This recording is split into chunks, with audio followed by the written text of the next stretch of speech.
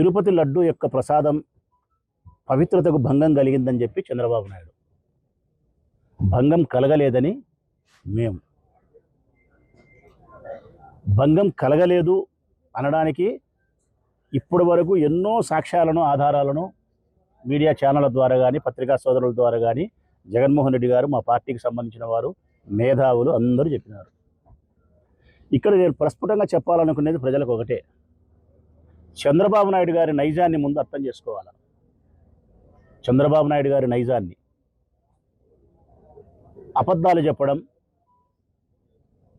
ఇచ్చిన వాగ్దానాన్ని తప్పడం, అవసరానికి వాడుకొని తర్వాత వదిలేయడం, అవసరం ఉన్నప్పుడు కాళ్ళు పట్టుకోవడం, అవసరం లేనప్పుడు జుట్టు పట్టుకోవడం, తన అధికారం కోసం రాజకీయాలలో పదవులు అధికారాన్ని అలంకరించే దానికోసం ఈ లక్షణాలతో జీవించేవాడే చంద్రబాబు నాయుడు.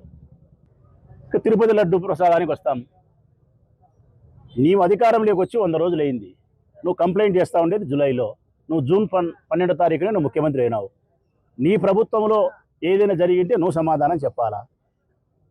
లేదు, ఒకవేళ తిరుపతి లడ్డుకు సంబంధించి ఏదైనా జరిగితే కాంట్రాక్టర్ సమాధానం చెప్పాలనా, ఈఓ సమాధానం చెప్పాలనా, పాలక మండలి సభ్యులు సమాధానం చెప్పాలనా? అది లేదు. మీరు ఇచ్చిన రిపోర్టే ఏం చెప్తున్నారు? మీరు ఇచ్చిన రిపోర్టే, నువ్వు నీ ప్రభుత్వంలో ఇచ్చిన ల్యాబ్ రిపోర్టే స్పష్టంగా చెప్తున్నారు. దీంట్లో తిరుపతి లడ్డు యొక్క ప్రసాదానికి సంబంధించిన నాణ్యతను ఈ 5 ప్రామాణికాల ద్వారా అంటున్నారు. ఎస్ వాల్యూస్ 5 ఇచ్చినారు. వీటి ద్వారా నిర్ధారించబడతాదని చెప్తున్నారు. వీటిలో కొన్ని గణాంకాలు అటు ఇటు ఉన్నాయి కాబట్టి ప్రసాదం యొక్క నాణ్యత కొంత లోపించిందనేది దీన్ని బట్టి అర్థమవుతుంది. దీని కింద నోట్ ఇచ్చినాడు. ఎందుకు ఇది జరుగుతుంది అనే దానికి కింద ఇచ్చినాడు. వాడే ల్యాబ్ వాడే. ఇది కల్తీ కాదు ప్రజలారా. ఫస్ట్ మీరు తెలుసుకోవాల్సినది కల్తీ కాదు. తిరుపతి యొక్క లడ్డు ఆవు నెయ్యి ద్వారా తయారు చేసే దాంట్లో దాని నాణ్యత కొంత లోపించింది అనేది ఈ ల్యాబ్ యొక్క రిపోర్ట్. ఆ లోపించడానికి కారణాలు ఏమి అంటే కదా రకరకాల కారణాలు చెప్తున్నాడు ఈ ల్యాబ్లోనే.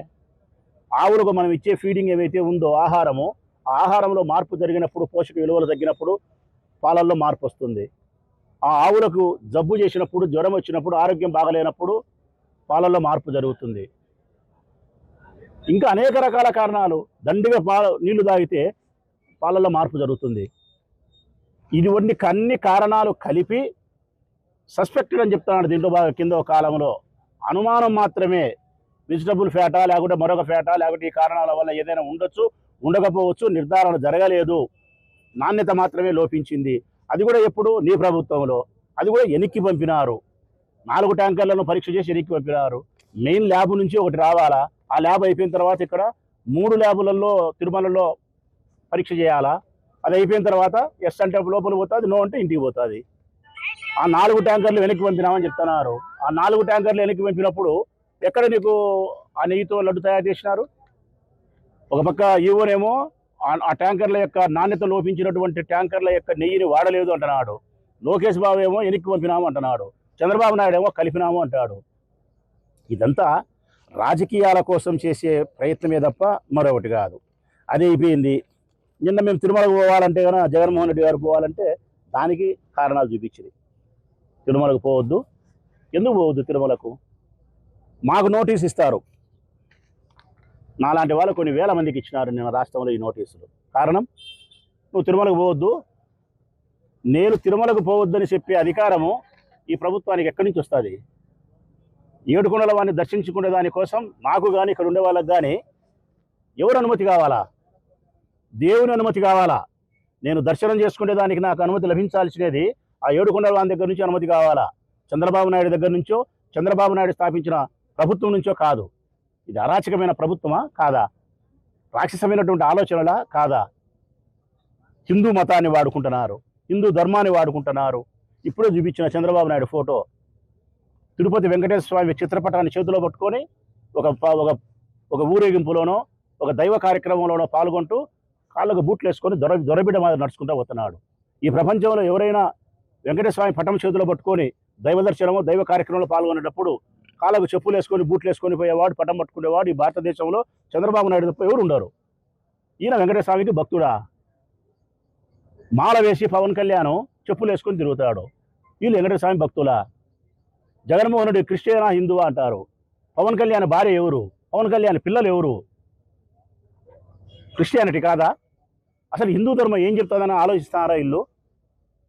హిందూ ధర్మానికి, హిందూ మతానికి ఉండే ఏకైక లక్షణం జాతి వలన కానీ, వారసత్వం వలన కానీ మతాన్ని నిర్ధారణ చేసే అధికారం లేదు. హిందూ మతాన్ని ఎవరు గౌరవిస్తారో, ఎవరు అనుసరిస్తారో, అట్టి అనుసరించిన ప్రతి ఒక్కడు, గౌరవించిన ప్రతి మనిషి హిందువే అని చెప్తాను. హిందూ మతం, హిందూ ధర్మం. ఎప్పుడైనా ఒక్కటే నేను చంద్రబాబు నాయుడు గారికి ప్రజలు చెప్పేది, తన పదవుల కోసం, తన రాజకీయాల కోసం దేనినైనా అపపవిత్రం చేస్తాడు, దేనినైనా అపపవిత్రంగా ప్రచారం చేస్తాడు. దేనినైనా నీ ఇష్టమైన, తిరుపతి లడ్డే కాదు, ఏ విషయంలో కూడా ఈ పవిత్రత భంగం కలిగింది అని చెప్తాడు. తిరుపతి లడ్డు పవిత్రత భంగం కలిగింది అని చెప్తాడు. జరగకపోయినప్పటికీ, జరగని తప్పును జరిగిందని చెప్పి ప్రచారం చేసి ఒక రాజకీయ పార్టీకి నష్టం చేసి తను లాభపడే అంశం కోసం చేసే ప్రయత్నమే తప్ప మరొకటి కాదు.